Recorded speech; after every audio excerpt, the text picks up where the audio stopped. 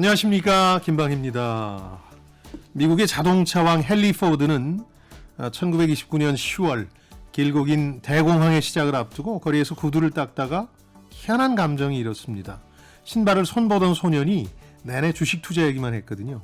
이 주식시장 참여자들 모두가 주가가 끝없이 오를 거라고 얘기하던 그 시기에 그는 이쯤 되면 주가가 선을 넘었다고 여겼죠.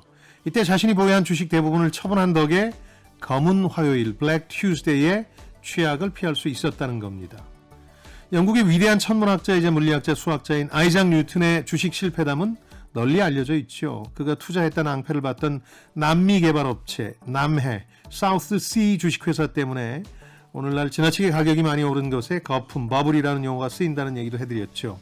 하지만 뉴턴의 투자 패턴은 잘 알려져 있지 않은데요. 처음 이 주식이 급등세를 보일 때 뉴턴은 실제로 이 주식을 팔아서 꽤 돈을 벌었습니다. 다만 주가가 끝간데 없을 정도로 계속 오르니까 이 위대한 학자도 주식을 팔아버린 자신을 자책하지 않을 수 없었는데요. 결국 자신의 전 재산을 동원해서 뒤늦게 추격 매수했는데 그만 이게 물거품이 돼버린 겁니다. 자, 별책 부록이 마련한 주식 공부하며 투자합시다 2탄. 지난주는 증시를 사이클이라는 단 한마디로 요약하는 책을 통해서 배웠고요. 오늘은 미국에서 주식 대중화에 앞장선 한 금융혁신가와 그가 세운 증권사의 역사를 되짚어보려 합니다. 좀 뜬금없다고 느끼실 수도 있을 거예요. 그러나 우리는 미국 증시의 역사를 답습하기 시작했고 시장이 혼돈에 빠진 시기마다 오히려 혁신적 발상을 했던 점에 대해서 배울 수 있을 겁니다. 무엇보다도 왜 이 시기에 이 사람에 대해서 얘기해야 하는지는 방송 말미에 제가 정리해드리겠습니다. 성공을 예감하는 지적모험 성공예감 별책부록 지금 시작하겠습니다.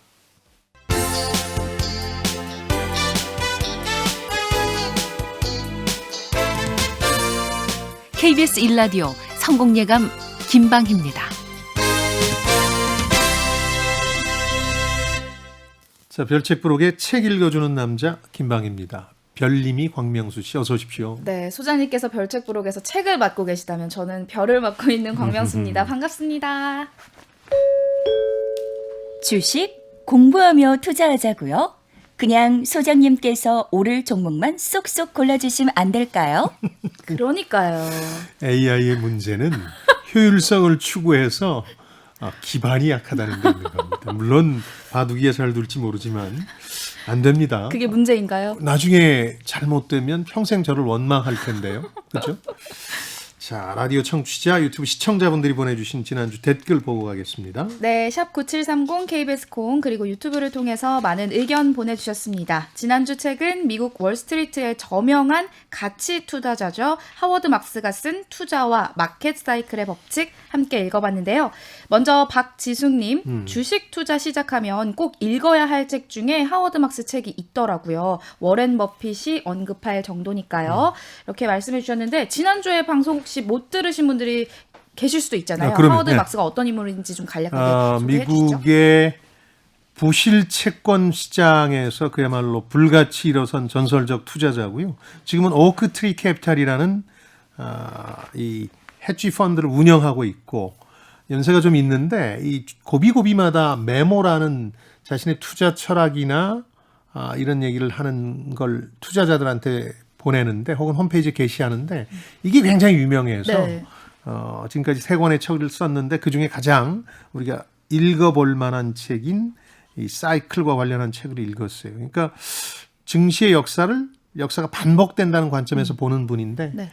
경청할 만한 가치가 있었어요. 그 메모의 내용이 모두 책에 들어와 있다고 그렇습니다. 생각을 하면 네. 되겠죠? 그리고 저자인 하워드 막스가 가장 강조한 게 바로 사이클, 주기였거든요. 네. 황정현님, 저도 2003년에서 2004년에 크게 데이고 이제는 경기 사이클을 믿고 기다립니다. 매일 손해보던 깨방정 매매도 끊고 보니 마음이 편해요 해주셨고 양재근님, 근데 사이클이 지속적으로 인정되는 건 그만큼 시장 변화의 한계치가 존재하는 게 아닌가요? 라고 질문도 해주셨고 최민서님께서는 사이클의 주기는 대략 몇 년일까요? 그렇다면 장기 투자는 어려운 건가요? 라고 해주셨네요.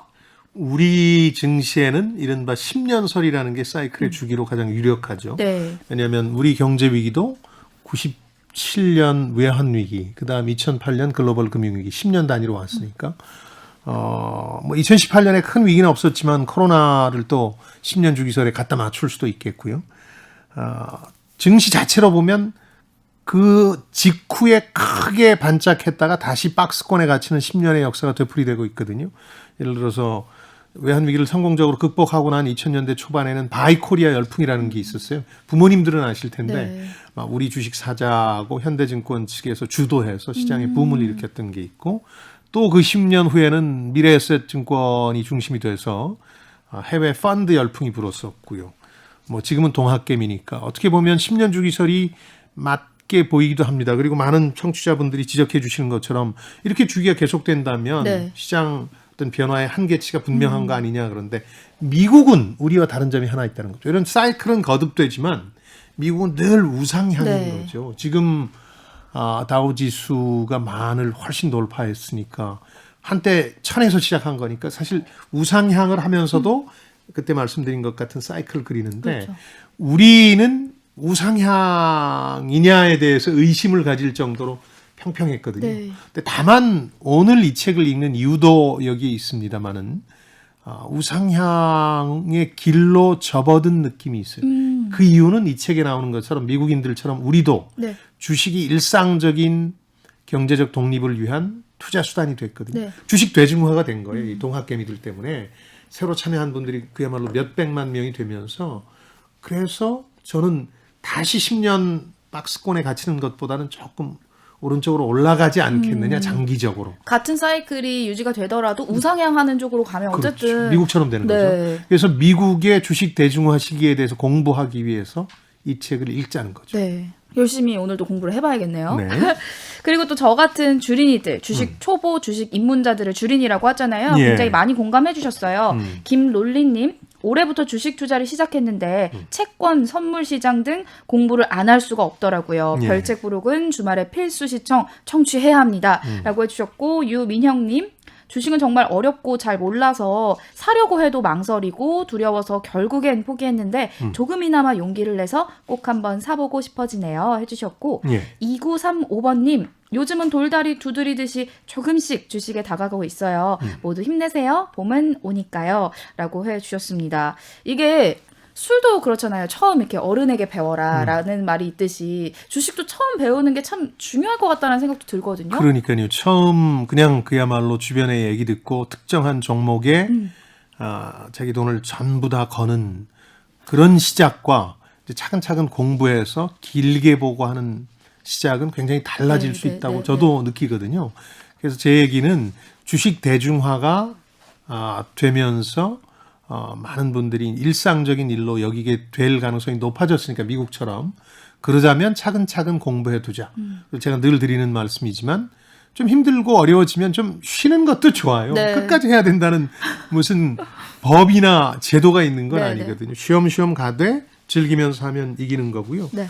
마지막으로 저는 꼭 이 얘기는 습관처럼 하는데 뭐 환호에 팔고 또 비탄에 사라.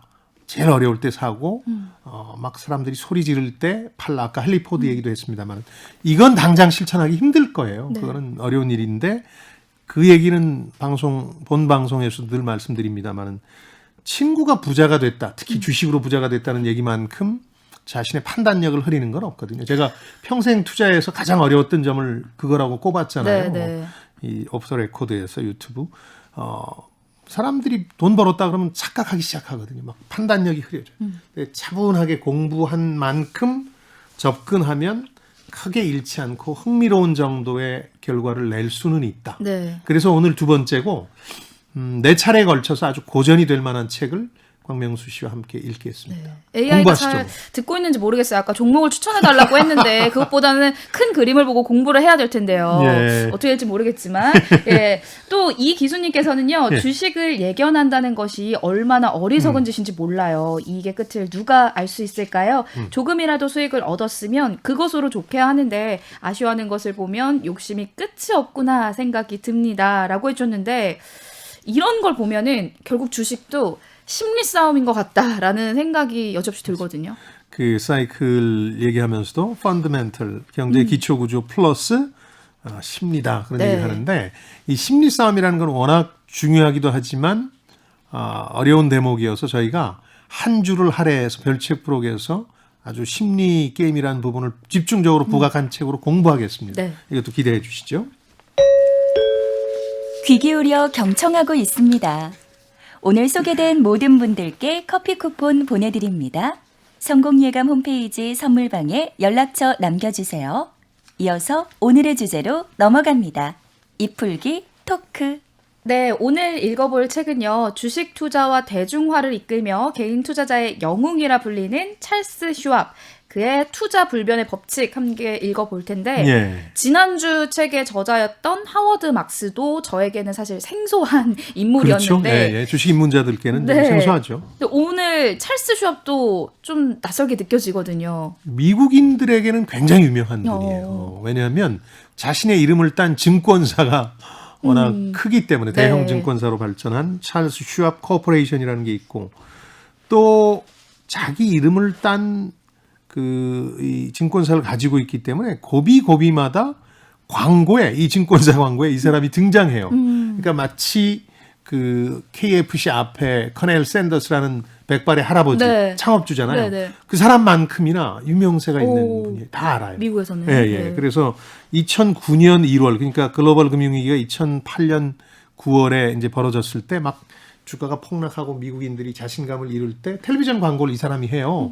그것도 굉장히 유명했는데 이분이 미국을 믿고 주식을 사십시오 하는 광고를 해서 유명해지거든요. 그러니까 늘 좀 얼굴을 내미는 편이에요.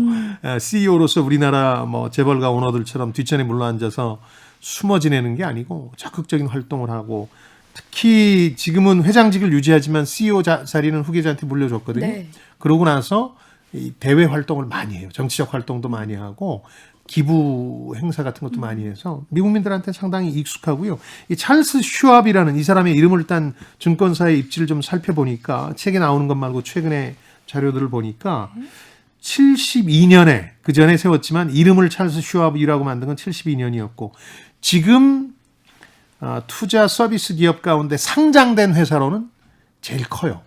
그럼 뭐 골드만삭스나 이건 뭐냐, 모건 스탠리는 뭐냐 그런데 네. 그건 상장이 안 됐어요. 그러니까 유태인들이 주도하는 이 투자은행, 대형 투자은행들은 상장을 안 해요. 네. 회사의 내부를 시시콜콜하게 투자자한테 알리는 게 싫다. 워낙 뭐 돈이 많기도 하니까.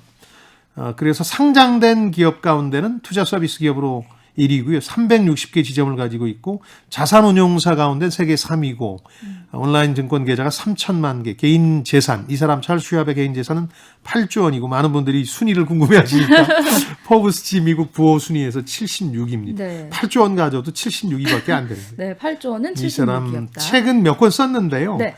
2019년 미국에서 출간된 이 책이 자기 인생을 다 돌아보는 책이자 동시에 미국 최근 증시 역사를 회고하는 책이에요. 그래서 고른 거고 특히 위기에 어떻게 대처했느냐, 혼돈의 시기에 어떻게 견디며 발전했는가를 보여주는 것 때문에 저희가 주목했습니다. 원제는 늘 보라고 말씀드리는데 이 번역을 기투자라고 전 할 것 같은데 이미 투자했다 이런 얘기죠. Invested, 미국인의 투자 방식을 영원히 바꾸다. 이게 원제입니다. 투자 법칙 이런 게 나오진 않거든요. 네네. 이 책에. 근데 우리는 이런 게 더 잘 먹히니까 이렇게. 이게 잘 먹히는 제목인가요? 무슨 법칙 그러면 꼭 눈이 읽어야 더 될 것 가고요. 같잖아요. 또 네. 지난주에 또 하워드 막스와 비교해 볼 수밖에 없는데 하워드 막스는 상대적으로 시장에서 저평가된 주식, 채권을 중시를 하면서 예. 가치주의 무게를 뒀었잖아요. 그래서 예. 남들이 잘 보지 않았던 그런 곳에 투자를 했었는데 예. 찰스 슈왑은 이렇게 좀 다른 유형이라고 볼 수 있을까요? 그렇죠. 성장주입니다. 바로 그것도 이 책을 고른 이유 중에 하나인데요. 지금 국내 증시뿐만 아니라 미국 증시에도 성장주냐 가치주냐. 예를 들어서 테슬라는 성장 때문에 사실은 지금 흑자를 간신히 볼까 말까 한 상황에도 이렇게 주가가 뛰잖아요. 그런 걸 성장주라 그러는데 지난 하워드 막스는 가치주에 더 주목하는 분이었다면 이분은 성장주. 그리고 자신이 증권사를 성장하는 기업으로 키우기 위해서 부단히 노력한 사람이에요. 네. 그래서 이익보다 이 사람은 매출 빨리 뛰는 게 더 중요하다. 늘 이런 주장이었고 그것 때문에 위기도 많이 경험하게 되고 회사가 팔리는 비운도 맞게 돼요. 그러다 보니까 성장주. 그래서 이 책을 고르기도 했고 또 하나는 아까 이 주식 대중화라는 게 우리나라에서 동학개미 운동 때문에 벌어지고 있다. 이런 말씀 드렸잖아요. 그런 것처럼 미국이 주식이 대중화되던 시기에 제일 앞장섰던 사람이자 증권사거든요. 이 역사를 보면 우리의 미래도 좀 보이지 않을까 해서 골랐죠. 네. 몸풀기, 입풀기를 마쳤으니 이제부턴 심화학습으로 넘어가겠습니다. 오늘의 책, 찰스 슈왑, 투자 불변의 법칙. 이것이 궁금하다. 키워드를 뽑아볼게요.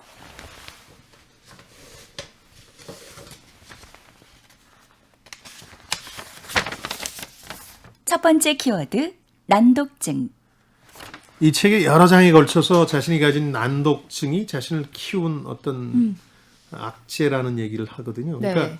뭔가 그 장애가 있었기 때문에 오히려 더 이 사람의 성취가 돋보이는 건데 본인이 알았던 게 아니에요. 네. 중고등학교를 졸업하고 골프, 뭐 테니스 같은 운동에 심취하면서 뭐 괜찮았는데 명문대를 가려고 하고 보니까 쉽지가 않고 학습 성적이 자기가 보통 이하라는 걸 알게 된 거예요. 스탠포드라는 이 캘리포니아에서 가장 명문으로 꼽히는 학교에 들어가게 되는데 친구들을 따라잡을 수가 없어요. 대학원까지 가는데.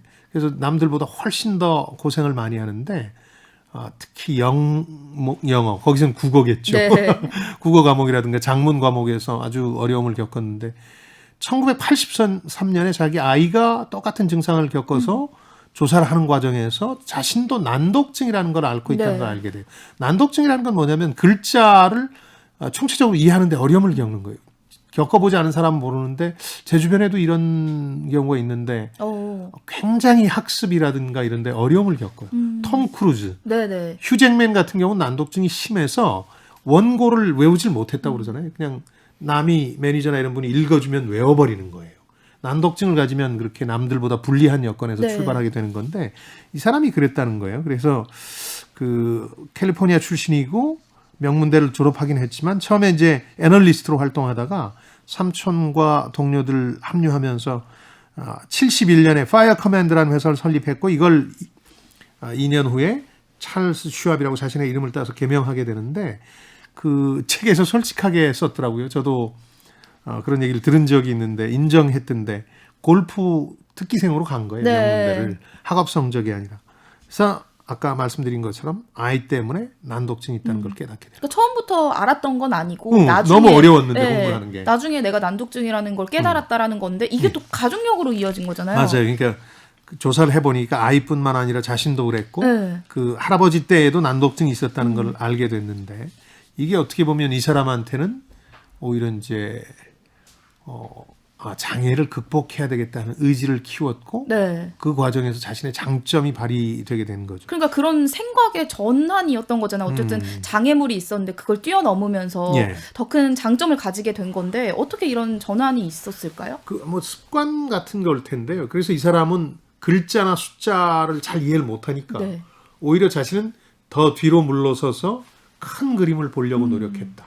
그 과정에서 이제 증시에서 얘기하는 말로 촉이 좋아진 거죠. 촉이 계속 갈고 닦으니까 항상 그 말씀 하시잖아요. 큰 그림을 봐라 소장님께서. 근데 그게 가장 어렵잖아요. 어렵기도 하고 큰 그림만 보다가 이렇게 절망적인 상황까지 몰린 저도 있으니까 젊은 분들한테 이렇게 강권하진 못하지만 이분은 어쨌든 큰 그림을 보고 책 말미에 나오는데 저는 굉장히 공감했거든요. 네. 저도 비슷한 성격의 일면이 있어서 이분이 엄청난 장점은 스스로 인정하는 장점은 자기가 그렇게 학습 능력에서 떨어진다는 걸 아니까 늘 자기 곁에 자기보다 더 빼어난 어떤 면에서든 빼어난 사람을 두려고 노력했다. 맞아요. 네. 그렇죠?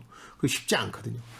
우리 기업 문화나 이런 데서는 나보다 좀 빼어난 사람이 있으면 치려고 하거든요. 근데 늘 두려고 노력했고 대신 약점으로 꼽은 게 사람들과의 갈등이나 충돌을 견디지 못해서 그냥 좋은 게 좋은 거다 하는 게 늘 문제를 좀 묻어두고 가다가 커지게 만드는 요인도 됐다. 그걸 인정하는데 저도 그런 편이라서 저는 자기 자신을 이렇게 명쾌하게 안다는 게 대단한 능력이라고 생각해요. 저는 아직도 뭐 장단점 하나씩만 꼽으라면 정확히는 안 떠오르거든요. 너무 많아서 그런 거 아닐까요? 아닙니다. 없어서 그럴 가능성이 높죠. 단점은 물론 많겠습니다. 아니 그리고 또 찰스 슈왑이 회사를 만들게 된 계기가 기존의 금융기관에 대한 불신 때문이다라는 이야기가 있었어요. 예. 그러니까 이 기존의 금융기관들이 그럴듯한 숫자나 논리를 들이댔지만 그게 결국 헛소리였다라는 입장이었던 거잖아요. 그렇죠. 그러니까 자기가 알바를 하면서 그걸 금융 쪽에서 얼마나 좋지 않은 상품을 고객들한테 팔려고 하는지를 알게 돼요. 네. 보험 영업을 이제 알바로 하는데 팔아보라고 이제 갖고 온 보험 상품이 회사 측에서 제공한 상품이 자기가 보기에도 내가 소비자면 절대 가입하지 않을 거예요. 그러면서 실제로 한 건도 못 팔죠, 이 사람이. 네. 그러면서 기존의 금융기관에 대한 불신이 큰데 또 이 기존의 대형 투자은행, 미국에서는 투자은행이라고 하고 우리나라에서는 증권회사라고 하는데 여기서 늘 투자를 권유하잖아요, 전화로. 혹은 숫자로 이런 리포트, 분석 보고서가 있다고 제시하는데 그것들이 얼마나 그냥 자기 좋을 대로 제멋대로 해석한 것인가를 알게 되는데 네. 그 아주 극적인 사례가 이 책뿐만 아니라 많은 경제 경영학 교과서에 나오는 예예요. 1962년에 벌어졌던 볼링 버블이라는 건데요. 볼링 산업과 관련한 거품이 벌어져요. 뭐 그 거품 벌어질 거냐 그게 그러시겠지만 그 당시에 이 대형 증권사들이 보고서를 많이 내는데 거의 일시에 볼링 붐이 불어서 엄청난 산업이 형성될 거라고 하면서 그 근거를 어떻게 찾냐면 지금 보니까 사람들이 볼링 참 많이 치더라. 자, 계산해보자. 지금 모든 미국인이 일주일에 2시간 이상씩 볼링을 친다고 생각해보자. 엄청난 숫자가 네. 나와요. 그럼 뭐 1억이 넘는 미국인들이. 인구도 워낙 그러니까. 남다르니까요. 그래서 막 볼링공, 볼링옷 뭐 이런 산업이 막 주가가 뛰고 난리가 났었는데 실제로 그렇게 치지는 않죠. 네. 유행이라는 게 한번 반짝할 때가 있긴 하지만 그때는 모든 사람이 다 좋아하는 것 같지만 또 잊혀지면 네. 볼링 대신 골프가 더 인기를 끌기도 하고 그런 거죠. 그러니까 본질을 이해 못한 상황에서 숫자 노름을 하는 거예요. 네. 그래서 이 사람은 근본적으로 기존 금융기관과 그들이 제공하는 투자 자문, 네. 숫자 분석 이런 것들을 믿지 않는 거예요. 거기에 그게 불신을 자기, 가진 거죠. 그렇습니다. 자기 사업으로 이어지게 되는 거예요. 네, 네. 근데 또 그런 것들을 어떻게 불안전 판매라고 볼 수 있잖아요. 그런 그게 면도 막 있죠. 팔아야 된다라는 마음에 급급한데 어떻게 보면 라인 펀드도 대표적으로 그런 불안전 판매라고 볼 수 있을까요? 국내에서 벌어졌던 사모펀드 사고들이 대부분 불안전 판매였던 거죠. 왜냐하면 좋은 점만 금융기관이 많이 알리고 네. 불안하거나 혹은 잘못될 수 있는 그런 점은 제대로 알리지 않은 면이 있어서 네. 이렇게 불안전 판매를 한 경우는 보상을 해주니까. 근데 근본적으로 들어가 보면 그렇게 할 수밖에 없는 금융기관의 이해관계가 있는 거죠. 왜냐하면 위험한 상품을 팔수록 수수료가 더 커지잖아요. 네. 그러니까 위험한 상품에 더 많은 그 돈을 끌어들일수록 이익이 좋아지는 구조니까 네. 수수료가 높아지는 구조니까 기업 특히 금융회사들의 이해관계가 있고 이거에 대해서 어떤 혁신적인 발상을 하게 되는 거죠. 찰스 슈왑. 오늘도 명수 씨 눈이 초롱초롱하네요. 두 번째 키워드 살펴볼게요. 찰스 슈왑의 혁신. 맨 처음에 이 자기 이름을 딴 회사를 만들면서 1973년 봄에 이게 왜 혁신이었느냐. 기존의 대형 투자은행들과 다른 두 가지 길을 걸었어요. 네. 주식 투자하시면서 느끼시겠지만 다른 길을 간다는 게 참 용기가 필요한 거잖아요. 어려워요. 남들 맞아요. 하는 대로 하는 건 쉬운데. 네. 그러나 남들 하는 대로 해서 남들과 남다른 성공을 거둘 수가 없듯이 이 기업 사업도 마찬가지거든요. 이 사람은 두 가지를 했는데 아까 말씀드린 기존 금융회사에 대한 불신과 분석이나 자문의 그 효용에 대해서 의문을 가지고 자기는 자문하지 않겠다. 그래서 그냥 고객의 주문만 처리하는 거예요. 네. 이거 얼마 사주세요? 팔아주세요? 알았습니다 하고 해주는 거예요. 지금은 이게 있으니까 손가락으로 모바일로 하겠지만 73년 봄이라는 걸 생각하세요. 심지어는 우리도 객장에 찾아갔었거든요. 근데 그건 전화로 하면 다 되게끔 네. 해서 지금이랑은 다른 거죠. 그렇죠. 많이 상담을 달랐죠. 안 해주는 겁니다. 네. 이 주식이 좋습니다. 이런 상담을 안 하는 어. 그런 놀라운 혁신을 하나 했고 두 네. 번째는 수수료를 기존에 주식 거래를 할 때 수수료를 75%를 깎아줬어요. 그러니까 10,000원 받는다면 2,500원만 받는 거예요. 네. 수수료가 그 당시엔 꽤 큰 부담이었어요. 지금이야 아까도 말씀드린 것처럼 모바일 온라인 거래가 일반화되면서 수수료가 대부분 없어져서 네, 의미가 없는 맞아요. 숫자가 됐지만 미국이 그걸 주도한 거고 찰스 슈왑이 주도한 거. 그 두 가지가 아주 혁신적인 거였죠. 그래서 기존의 금융기관의 말하자면 개념을 바꿨다. 당시에는 책에도 나오지만 363 법칙이라 그래서 투자은행을 포함해서 모든 이 은행들이 3% 이자를 주고 돈을 끌어들여서 6%에 대출해주고 그럼 예대 마진이라고 돈이 남잖아요. 네. 그럼 3은 뭐냐 마지막 3은 3시에 퇴근해서 골프장 간다. 이런 이제 땅 짚고 헤엄치기였는데 여기에 새로운 아이디어를 가지고 뛰어들어서 혁신을 일으킨 거죠. 네. 그래서 혁신은 늘 파괴니까요. 이번 키워드를 찰스 슈왑의 혁신이라고 정해주셨는데 예. 근데 이 혁신이 가능했던 시점이 공교롭게도 이 미국 증권당국이 투자 은행들 상대로 수수료 카르텔을 깨려고 이미 했었던 예. 그런 시기라고 볼 수 그러니까 있잖아요. 73년 봄에 찰스 슈왑을 만들었고 여러 가지 논란이 돼요. 근데 75년 5월 1일자로 결정을 내립니다. 이 사실은 수수료 체계는요. 자기 은행들끼리 특히 대형 투자 은행들끼리 모여가지고 자기들이 결정해서 네. 말 그대로 카르텔이죠. 누구도 손을 대질 못했던 거예요.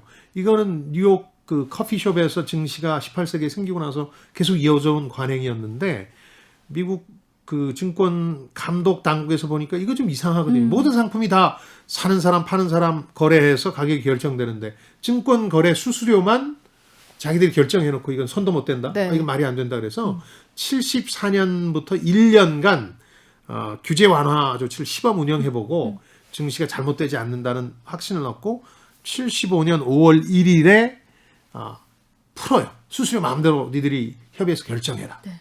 그러니까 그야말로 이걸 기대하고 만들었던 혁신이 폭발하는 거죠. 찰스 슈왑의 예견이 맞았던 건데 물론 분위기나 흐름도 잘 봤을 겁니다. 그래서 월가의 카르텔이 해체되는 계기가 되는데 어떤 역사적 분수령이라는 운도 따라줬다. 이렇게 봐야 되겠죠. 그래서 처음에는 회사 규모도 작고 이 영업 방식이 기존의 것들과 너무 달랐잖아요. 네. 운영하기 쉽지 않았을 것 같거든요. 그러니까 일종의 왕따 같은 거였죠. 혁신 기업은 늘 그렇습니다. 네. 이제 왕따에서 나중에 메인스트림이 되는 거죠. 이 찰스 슈왑 같은 경우도 맨해튼 월가에서 출발한 게 아니에요. 네. 샌프란시스코 자기 출신지에서 가까운 샌프란시스코에서 시작을 하다 보니까 아무래도 투자은행과 달랐고 투자은행의 업무 가운데서 자문을 뺐고 거래 수수료도 많이 낮추다 네. 보니까 상당히 어려웠죠. 그래서 80년대 중반까지 증권업협회라고 증권사의 모임에 끼워주질 않았어요. 심지어는 증권업협회가 이렇게 누구누구를 충동질해서 찰스 슈왑의 소송도 많이 걸었어요.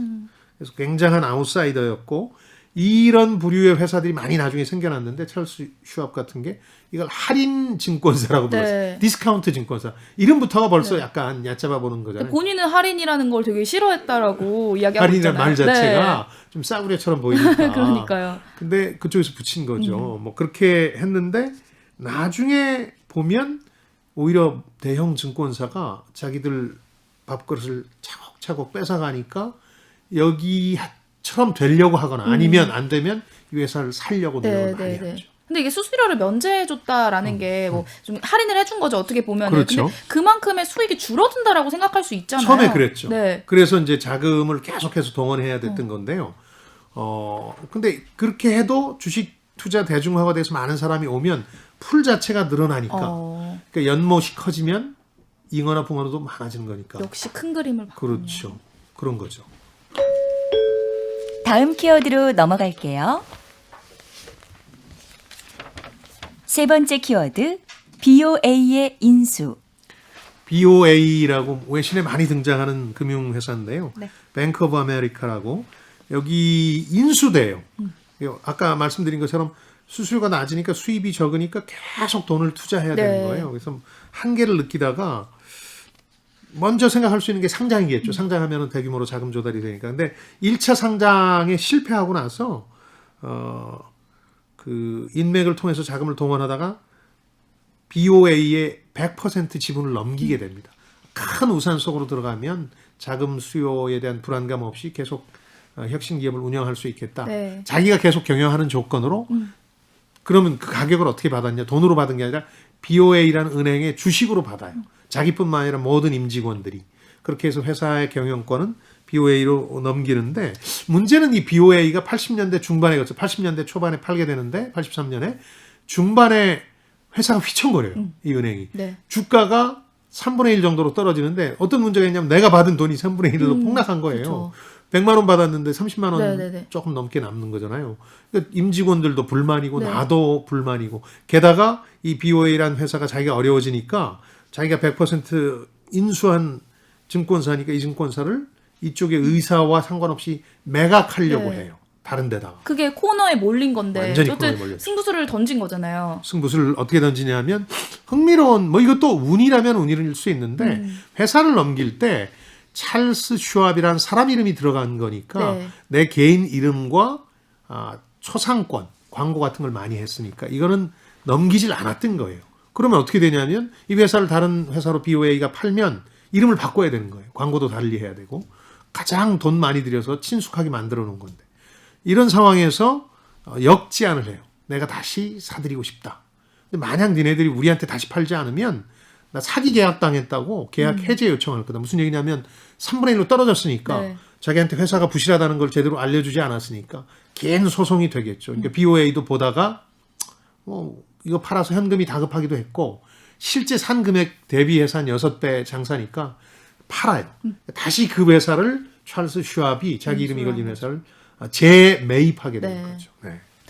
이게 보아라는 게 BOA 이렇게 보아라고 뱅크 오브 읽히는데, 아메리카. 네네. 예. 근데 이게 사실은 찰스 슈왑이라는 이름은 좀 낯선데 예. 2008년 글로벌 금융위기 당시에 아, 네. 한국인들에게 좀 잘 알려진 BOA 그런 은행 아닌가요? 은행 중에서 제일 먼저 위기에 처했으니까. 네. 그러니까 그 2008년 9월 글로벌 금융위기 당시에 리먼 브로더스는 5위 대형 투자은행 증권사가 망해요. 네. 파산하고 막 일파만파 커지는데 그 다음 타자가 누구냐 그러는데 BOA였던 거예요. 뱅크 오브 아메리카. 근데 BOA는 너무 커요. 너무 큰 은행이다 보니까 이거 망하게 하면 미국 금융시장이 붕괴된다. 그리고 전 세계적으로 일파만파 큰 악영향이 있으니까 이걸 살리자. 그래서 미국에서 그야말로 대마불사가 우리 외환위기 때처럼 회자된 거예요. Too big to fail. 망하게 하기엔 너무 크다. BOA가 그런 은행이었는데 네. 흥미로운 거는 이게 원래 큰 은행은 아니었고 캘리포니아 배경으로 해가지고 이탈리아계 이민자들한테 주로 이제 돈 장사하던 뱅크 오브 이탈리아라는 회사였는데 네. 미국 대중은행이 됐고요. 그 아까 재매각했다 그랬잖아요. 이 찰스 슈왑을 이 무렵에 어려워져서 남부 기반의 네이션스 뱅크라는 데하고 합병을 해요. 그리고 나서 또 글로벌 금융위기 때는 메릴 린치라는 대형 투자은행을 인수해서 지금은 금융지주사로도 미국에서 2위고요. 세계 기업 순위 그냥 규모 숫자만 보면 11위일 정도로 큰 은행입니다. BOA가. 지금 여러분께서는 주말에만 만나는 성공예감 별책 부록을 듣고 계십니다. 오늘 들려드리는 책은 찰스 슈왑 투자 불변의 법칙입니다. 이어서 다음 키워드로 빠르게 넘어갑니다. 네. 네 번째 키워드 블랙 먼데이. 뭐 블랙 무슨 데이 하고 우리 언론도 많이 나오죠. 네. 블랙이라는 건 여기서는 굉장히 안 좋은 주가 대폭락을 뜻하는데요. 하루 폭락으로 가장 컸던 날이 1987년 10월이에요. 29년 대공황 당시를 많이 떠올리는데 하루 폭락 금액으로 제일 크진 않았는데 87년에는 23% 하루에 빠진 거예요. 뭐 엄청나게 빠진 거죠. 네. 이때 위기가 찾아오는데 이 찰스 슈왑이라는 증권사에 거래량이 그냥 폭락하겠죠. 누가 그때 주식 사고 팔고 싶겠어요. 네. 절반 반토막이 나고 또 하나 테리왕 사건이라고 그 당시에 아주 유명한 사건이었고 저도 대학원 다닐 때였는데 이 기사를 읽고 그랬는데 홍콩의 큰 손인 테리왕이라는 사람이 있었는데 이 사람이 찰스 슈왑을 기반으로 거래를 많이 했는데 두 가지가 큰 문제가 됐어요. 하나는 마진콜이라고 불리는 신용융자 반대 매매가 있는데 그 주식 살 때 빚 얻을 수 있는 건 알죠. 네, 네. 내가 가지고 있는 주식을 담보로 해서 그걸 신용융자라고 하는데 엄청나게 많이 이걸 가지고 있는 분인데 정해진 기간 내에 갚아야 돼요. 안 갚으면 증권사에서 임의로 반대 매매를 해버려요. 맞아요. 팔아버려요. 네. 그걸 마진콜이라 그러는데 이걸 많이 가지고 있었던 거예요. 또 하나는 푸드 옵션이라 그래서 특정한 시기에 얼마의 가격으로 주식을 팔겠다는 권리가 있는데 이걸 많이 갖고 있는 그 홍콩계 투자자였는데 테리왕이라고 이 사람이 또 네이키드 푸드 옵션이라 그래서 담보를 잘 잡아두질 않았어요. 이 찰스 슈왑이 너무 믿으니까 네. 워낙 큰 손이고. 근데 얘한테 돈 물려받으면 위기에 처하는 거예요. 그래서 2주간 홍콩으로 날아가서 협상을 해서 어쨌든 뭐 원금의 한 7, 80%를 건져요. 그래서 위기를 모면하는데 네. 못 그랬다면 그때 파산했을 가능성도 있죠. 위기라는 게 이렇게 무서운 네, 거예요. 네, 힘들죠. 아무리 잘 나가도. 네. 근데 이 찰스 슈왑이 사실 아까 계속 말씀해 주셨다시피 거래 수수료를 낮추면서 많은 사람들이 더 주식에 뛰어들 수 있게 해준 거잖아요. 그렇죠. 주식 대중화에 기여를 한 건데 지금 이런 방법 외에도 어떤 방법으로 또 주식 대중화에 기여를 했는지 궁금하거든요. 그러니까 이렇게 보시면 돼요. 오늘날 우리가 이제 증권사에서 파는 상품들, 네. 뭐 이름도 복잡한 아주 다양한 상품들이 있는데 이게 대부분 미국에서 10년 전, 20년 전에 만들어진 것들이고 그걸 전부 다 찰스 슈왑이 먼저 만들었다 이렇게 말할 수는 없는데 네. 찰스 슈왑이 상품뿐만 아니라 그와 관련된 서비스를 가장 먼저 한 축에 속해요. 상당히 선구자죠. 네, 네, 네. 그러니까 특히 저는 이 회사에 대해서 이제 상당히 공부할 필요가 있다고 느끼고 여러분들께 설명드리는 이유가 1962년부터 80년까지는 그러니까 무려 한 18년입니다. 이게 증시가 계속 횡보해요. 네. 우리나라에서 주가가 뛰지 않아요. 그런 상황에서 이런 혁신을 통해서 살아날 뿐만 아니라 계속해서 성장했다는 게 놀라운 거잖아요. 네. 주식 투자자 여러분들도 뭐 횡보 한 10년이면 거덜난다 하고 하거든요. 근데 거기서 계속 어려울 때마다 혁신적인 발상으로 이제 내는데 예를 들어서 80년 이후 강세장이 이어지는데 그때는 사람들이 구체적인 종목에 투자하는 게 부담스러워지면서 우리나라에도 많이 하는 공모 펀드, 뮤추얼 펀드라는 게 막 열풍이 불어요. 네. 뮤추얼 펀드 열풍에 이 사람은 또 혁신적인 발상으로 대응합니다. 우리도 뮤추얼 펀드를 하나 내야지 이렇게 한 게 아니에요. 왜냐하면 내봐야 다른 투자은행에 비해서 약해요. 여기는 투자 자문 서비스를 많이 안 해왔기 때문에. 네. 그러니까 여기서 생각한 혁신적인 발상은 뭐냐면 좋다. 남들이 좋은 거 많이 내는데 뭐가 제일 좋은 거야? 고르게 해줄게. 네. 마켓플레이스라는 이름에서 나중에 원소스라고 이름을 바꾸긴 합니다만은 찰스 슈왑이 하는데 들어가서 물어보면 다른 증권사들이 만든 걸 한꺼번에 다 비교해서 이게 제일 낫습니다. 해주는 거예요. 그러니까 혁신적인 발상이잖아요. 네. 자기가 만들어서 이길 수 없으면 그렇죠. 남들 걸 갖다가 거기서 이제 자기가 수익을 내는 구조가 됐고 또 투자 자문 서비스를 안 하다 보니까 자꾸 물어보는 거에 대한 대답이 궁색하잖아요. 그래서 재정 자문가 제도라는 걸 도입해서 아예 직원으로 고용해가지고 전화 응대를 다 해주는 거예요. 네. 고민이 있으면. 그것도 지금은 뭐 너무 일상적이지만 당시로서는 상당히 획기적인 서비스였죠. 제 눈이 이렇게 반짝거린 적이 없었을 거예요. 학교 다닐 때도 빠르게 진도를 나가보도록 예. 하겠습니다. 다음 키워드 뽑아볼게요. 5번째 키워드, 인터넷 거품 붕괴. 이게 미국 혹은 우리 증시 역사니까 아마 기억하실 거예요. 2000년대 초반에 인터넷 거품이 붕괴되죠. 막 네. 인터넷이 새로운 경제를 일으켰다 해서 벤처기업들이 엄청난 자금을 투자받고 그러다가 갑작스레 2001년까지 그냥 폭락하게 되는데 이때 찰스 슈왑도 2차 위기를 맞게 됩니다. 근데 이제 재밌는 건 이 당시는 자기가 CEO에서 손을 떼고 후계자 당시 퍼트럭이라는 후계자한테 넘겨주고 대외 활동을 많이 했어요. 이미 회사도 컸고 이제 탄탄한 기반 위에 올라섰으니까 괜찮다 하고 손을 떼고 있었는데 막 그 어려움이 닥치고 거래 건수는 감소하고 수익률은 떨어지니까 2001년부터 3차례에 걸쳐서 구조조정을 해요. 그래서 인원을 거의 절반으로 드러냅니다. 네. 그런 과정에서 이거 안 되겠다. 내가 직접 나서야 되겠다. 그래서 2년 혹은 3년의 기한을 가지고 자기가 다시 직접 경영자로서 결정들을 내려요. 이때 이제 외신에선 저도 기자 시절이라 기억합니다만은 이 둘의 갈등, 자기가 물려줬다가 다시 내친 그 사람과의 갈등이 많이 보도됐죠. 나가면서 이 사람이 그냥 나가는 게 아니라 퍼트럭이라는 사람이 막 공격하고 나가요.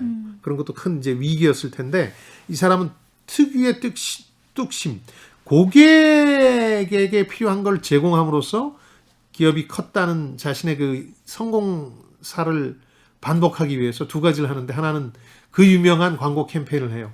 Talk to 척이라고. 이 사람 별명이 척이에요. 애칭이. 네. 척하고 얘기하세요라는 광고 시리즈를 내보내는데 뭐 주식 관련해서 투자 관련해서 어려움이 있으면 척하고 얘기해라. 나에게 이게 아주 얘기해라. 네. 굉장한 그 붐을 일으켰고 또 그 과정에서 비용을 절감한 후에 고객들이 원하는 쪽으로 복잡한 수수료 체계라든가 이런 걸 다 정리해요. 네. 완전히 초심으로 돌아가게 돼요. 이게 또 성공을 해가지고요. 네.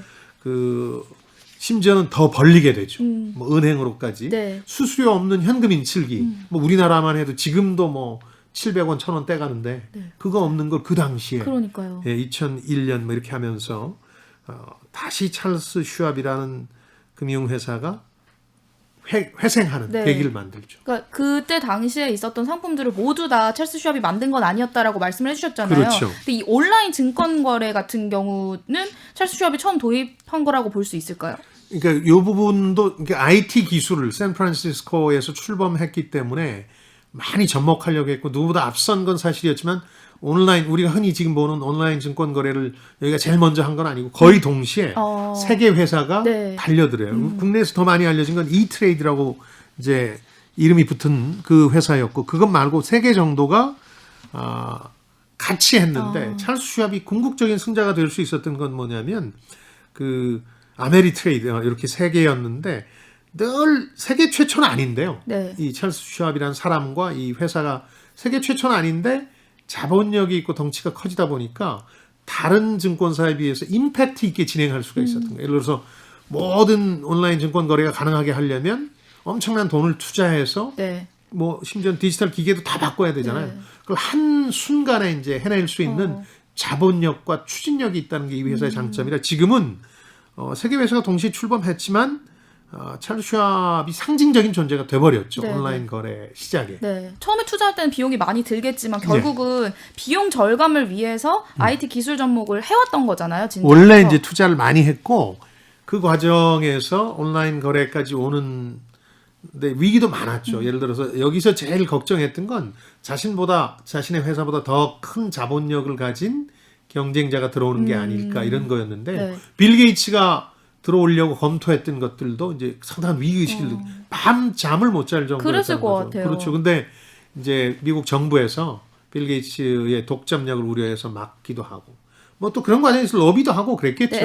뭐 그런 걸 통해서 막아내면서 온라인 거래의 선두주자로 자리매김하게 되는 거죠.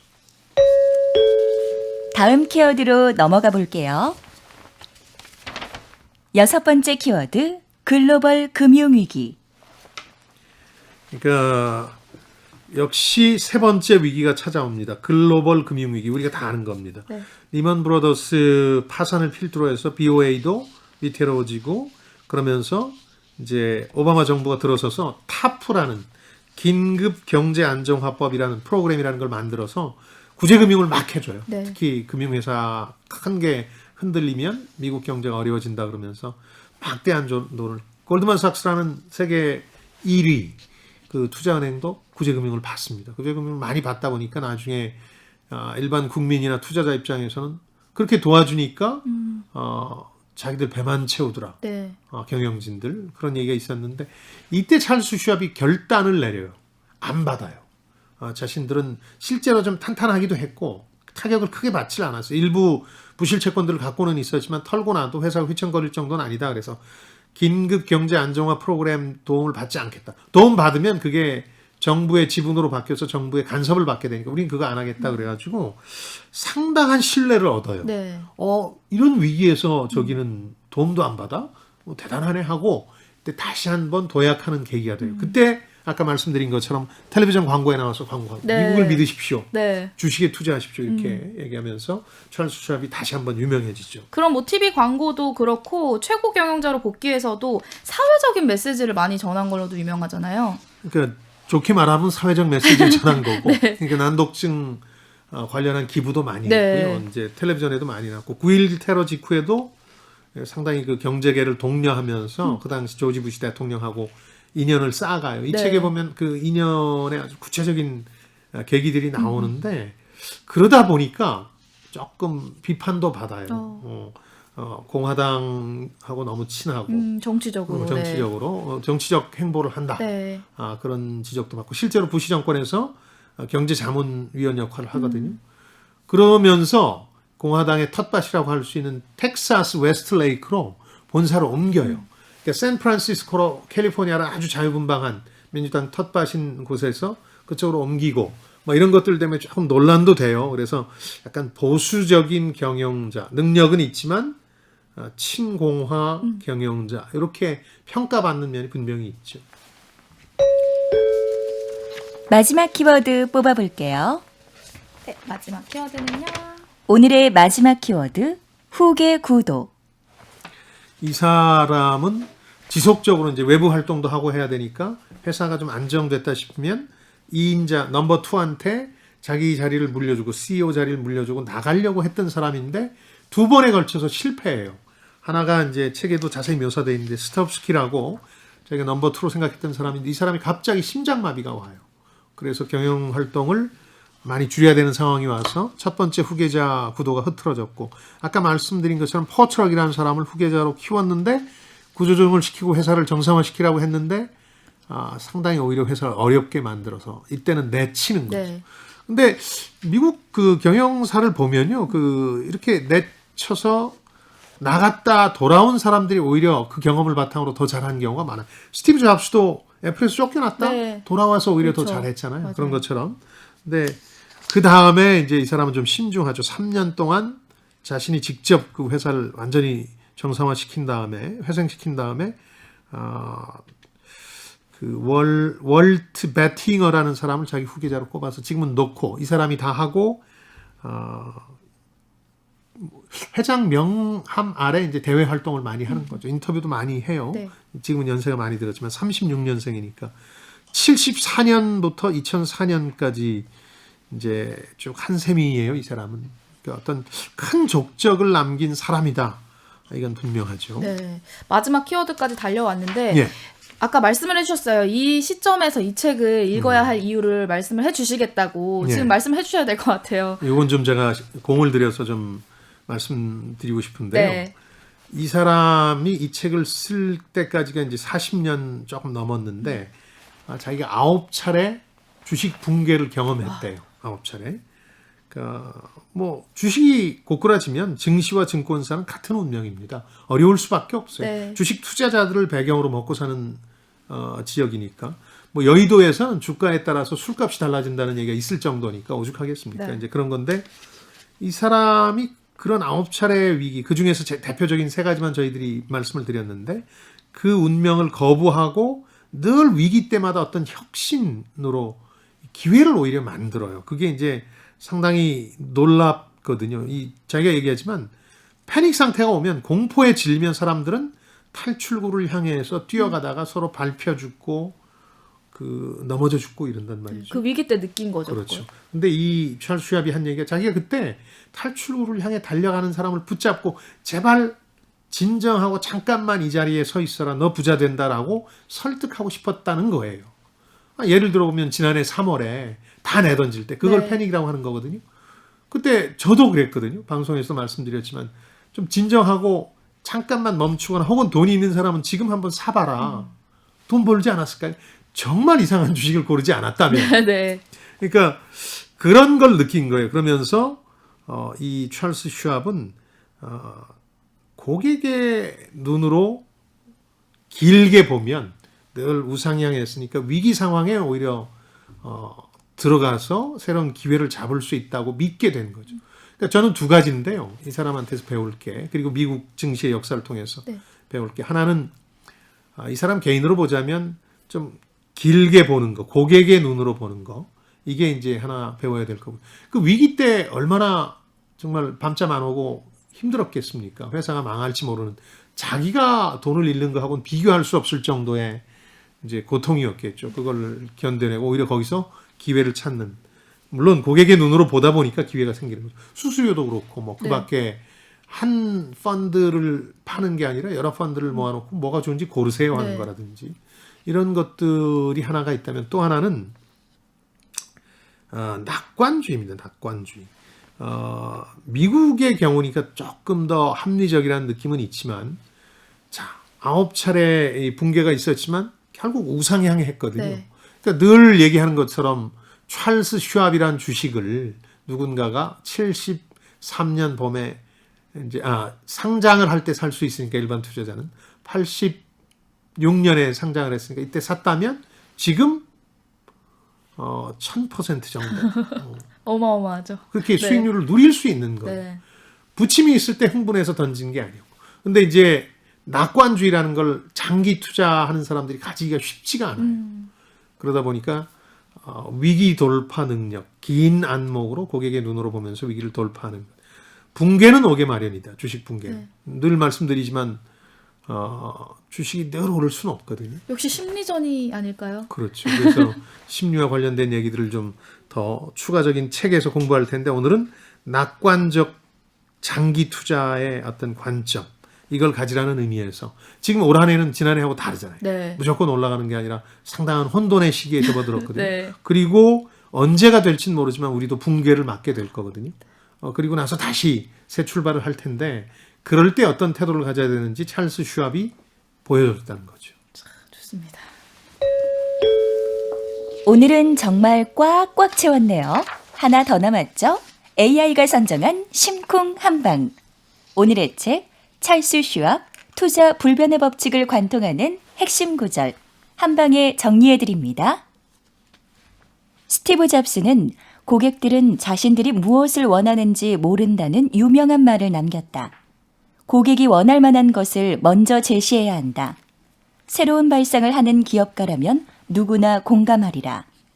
혁신은 위대한 발상과 다음 시대를 주도할 넥스트 빅싱을 간파하는 내면의 목소리에서 비롯되며 사람들은 그것을 좋아한다.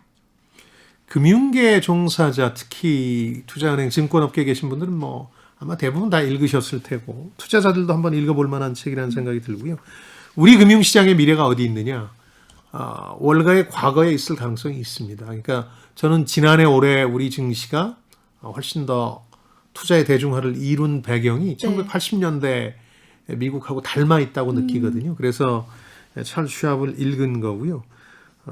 사실은 이런 걸 통해서 조금씩 긴 안목이 생겨요.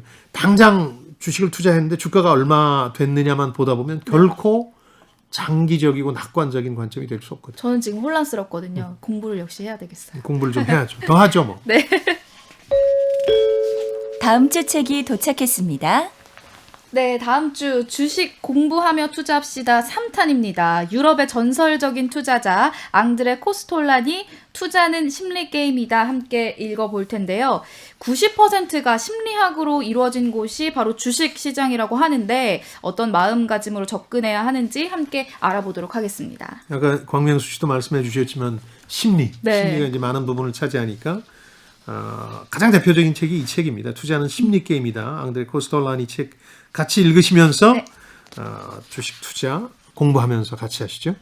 자, 한층 더 강한 지적 게임으로 돌아올 성공 예감 별책 부록 다음 주에도 기대해 주시고요. 네, 유튜브 별책 부록과 김방희 TV 그리고 팟빵을 통해서도 다시 들으실 수 있습니다. 댓글이나 의견 많이 남겨주세요. 많은 청취자분들, 시청자분들이 저희가 마지막 합이 안 맞는다고 1년을 넘게 해도 그 합 하나 못 맞추느냐.